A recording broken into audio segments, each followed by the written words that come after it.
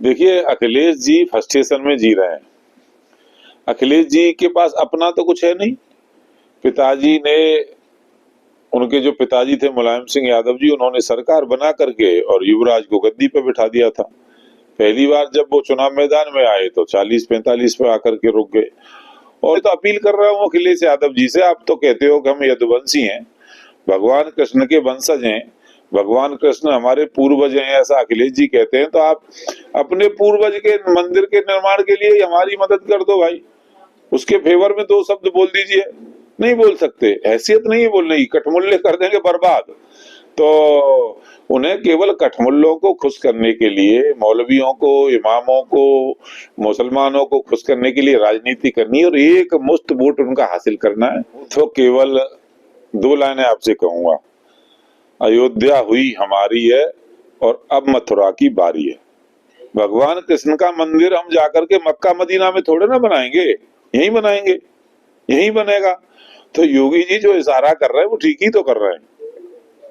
योगी जी ने मैसेज दे दिया है हमारे एजेंडे में। नमस्कार, आप देख रहे हैं मथुरा न्यूज में, हूं आपके साथ में प्रतीक चतुर्वेदी। देखिए, जिस प्रकार से अब 2027 नजदीक है, 2027 में जहां सभी पार्टियां अपने दावे सामने रखती आ रही हैं और वह लगातार 2027 की तैयारी करती नजर आ रही हैं, तो उसी में भाजपा जो कि एक ऐसी पार्टी है जो इस समय विश्व की नंबर 1 पार्टी है, इसमें लगभग सबसे अधिक कार्यकर्ता और पदाधिकारी हैं। वहीं इस समय उत्तर प्रदेश में भाजपा की सरकार है और भाजपा के विधायक हमारे साथ में मौजूद हैं।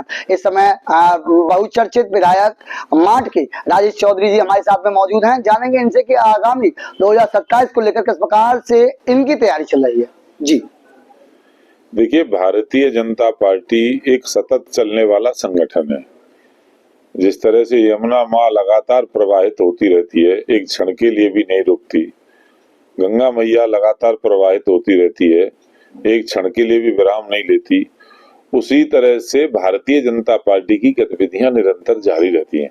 बीजेपी के कार्यकर्ता 24 घंटे पार्टी की सेवा में समर्पित भाव से काम करते हैं। और जहां तक चुनाव की बात कर रहे हैं, तो चुनाव में तो कोई वैकेंसी है ही नहीं। 2017 में समाजवादी पार्टी को पराजित किया, 2022 में हमने फिर समाजवादी पार्टी को पराजित किया और 2027 में एक तो नया रिकॉर्ड बनने वाला है।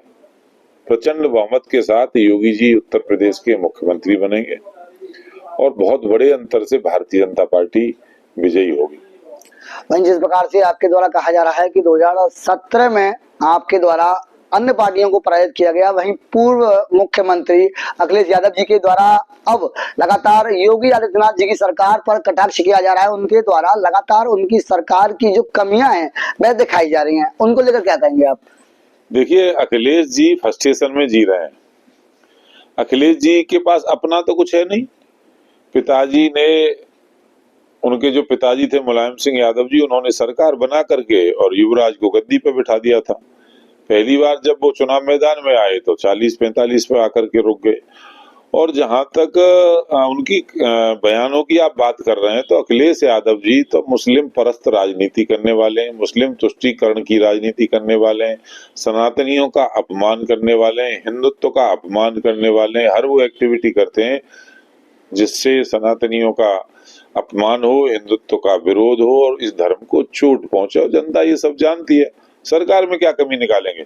योगी जी नंबर 1 के आदमी है, योगी जी विशुद्ध रूप से ईमानदार आदमी है, योगी जी तपस्वी आदमी है, योगी जी 24 घंटे जनता की सेवा में समर्पित होकर के काम करने वाले आदमी है, योगी जी सन्यासी हैं, त्यागी हैं, तपस्वी हैं। तपस्वी में क्या कमी निकालेंगे? वो धर्म में कमी निकालते हैं।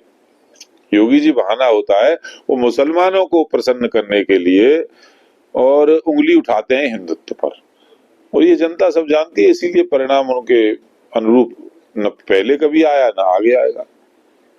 वहीं जिस प्रकार से आप योगी जी की अच्छाइयों को दिखाते नजर आ रहे हैं, वहीं जब 2017 में मुख्यमंत्री योगी आदित्यनाथ की सरकार बनी तो उनके द्वारा अयोध्या, मथुरा, काशी 3 नारे दिए गए। वहीं अब जब अयोध्या में भव्य भगवान श्री राम का मंदिर बन चुका है, वहीं बात की जाए काशी और मथुरा की, तो इन पर क्या लगता है? क्योंकि अभी भी योगी आदित्यनाथ जी मथुरा पहुंचे और उनके द्वारा श्री कृष्ण की नगरी में, श्री कृष्ण की जन्मस्थली में कहा गया कि भगवान अगर चाहेंगे तो जल्द यह भी कब्जे से मुक्त होगी। आप क्या कहेंगे उनको लेकर?